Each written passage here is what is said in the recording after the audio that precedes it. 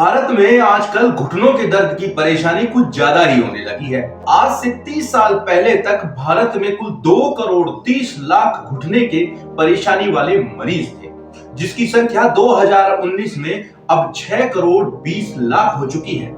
पहले ये समस्या ज्यादातर बुजुर्गों में ही पाई जाती थी, लेकिन आजकल ये परेशानी अब युवाओं को भी होने लगी है। दोस्तों, क्या कारण है भारत में ओस्टियोआर्थराइटिस के मामले बढ़ने का? हम ऐसा सोचते हैं कि ज्यादा चलने, ज्यादा भागने और सीढ़ियां चढ़ने से हमारे घुटने ज्यादा स्वस्थ रहेंगे, लेकिन आपको ये मालूम होना ही चाहिए कि आजकल हम जिस ऑफिस, घर और सड़क पर चलते हैं, उनका सरफेस हार्ड होता है, जो कि सभी मैन मेड है। इसके अलावा बिना कुशन वाले जूते, हील वाले जूते या फिर सख्त सोल वाले जूते भी बड़ा कारण है ओस्टियोआर्थराइटिस का। दोस्तों, डॉक्टर बताते हैं कि ओस्टियोआर्थराइटिस एक तरह का गठिया है, जो कि पहले बुजुर्गों में पाया जाता था, अब आमतौर पर ज्यादा ये नौजवानों में भी पाया जा रहा है। इसका मुख्य कारण है लाइफस्टाइल। इसके अलावा कैल्शियम, विटामिन डी और फिजिकल एक्टिविटी की कमी के कारण भी हम ये परेशानी का सामना लगातार कर ही रहे हैं।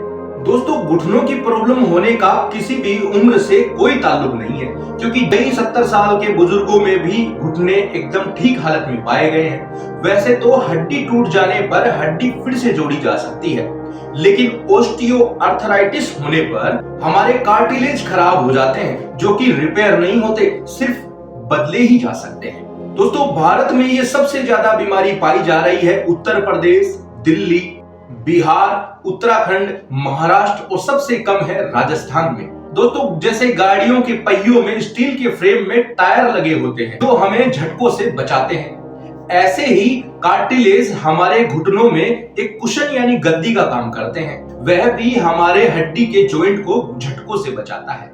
दोस्तों, वैसे तो हमारे शरीर के हर जॉइंट पर कार्टिलेज होते हैं, लेकिन ओस्टियोआर्थराइटिस होने पर ये कार्टिलेज सबसे ज्यादा प्रभावी होते हैं, यानी कि खराब होते हैं। दोस्तों, जैसे गाड़ियों के टायर भी समय समय पर घिसते रहते हैं, वैसे ही हमारे शरीर के जॉइंट पर मौजूद कार्टिलेज भी समय के हिसाब से घिसने लगते हैं। लेकिन अगर वह स्थिति ज्यादा गंभीर हो तो हमें दर्द होने लगता है और कई बार इसे बदलना भी पड़ता है। दोस्तों, डॉक्टर इसके पीछे स्मोकिंग, खराब लाइफस्टाइल, कम फिजिकल एक्टिविटी और इंडियन टॉयलेट को भी इसका जिम्मेदार मानते हैं। इसके अलावा हमारे शरीर का बढ़ता वजन भी हमारे घुटनों पर नुकसान करता है, क्योंकि हमारे शरीर का सारा वजन हमारे पैरों पर ही पड़ता है और इसका ज्यादा असर हमारे घुटनों पर पड़ता है।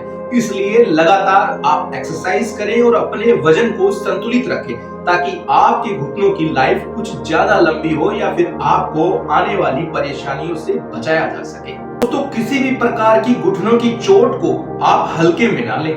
आमतौर पर यह देखा जाता है कि जब भी हमें कहीं चोट लग जाती है तो कुछ ही समय में वो अपने आप ही ठीक हो जाती है या कुछ दवाइयों से आराम आ जाता है, लेकिन कई बार ऐसा भी पाया जाता है कि घुटने की लगी चोट आगे चलकर कुछ बड़ी ही समस्या सामने ले आती है। इसलिए घुटने में हुए कम से कम और ज्यादा से ज्यादा दर्द पर सीधे डॉक्टर से सलाह लें। इसके अलावा अच्छे क्वालिटी के जूते पहनकर ही एक्सरसाइज और रनिंग करें, और सबसे अच्छा होगा कि आप मिट्टी जैसी जगह पर ही कसरत करें, क्योंकि मिट्टी आपके घुटनों पर पड़ने वाले झटकों को बचा लेती है।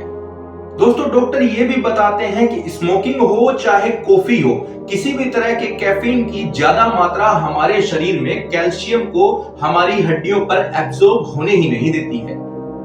इसलिए आप इन चीजों से दूरी बनाएं। दोस्तों, एक रिपोर्ट में यह भी सामने आया है 70% भारतीयों में विटामिन डी की कमी पाई गई है, जो घुटनों की इस परेशानी का एक बड़ा कारण है। इसके अलावा आप अपना पोस्चर भी चेंज करें। अगर आप लगातार बैठते हैं या लगातार सोते रहते हैं तो भी ये आपके घुटनों को नुकसान पहुंचा सकता है। इसलिए सबसे पहले नॉर्मल से नॉर्मल कंडीशन तो ये है कि आप जब भी कभी जूते लेने जाएं तो थोड़ा अच्छी क्वालिटी की ही लें, क्योंकि जूते आपके पैरों के घुटनों को बचाने में बहुत सहायक है। और इस वीडियो में बताई गई सभी जानकारियों को ध्यान में रखकर आप होने वाली परेशानियों से बच सकते हैं। तो आज के लिए इतना ही। चैनल को सब्सक्राइब करें, वीडियो को शेयर करें, फिर मिलेंगे नए वीडियो के साथ। देखते रहिए गोगिलियो। जय हिंद।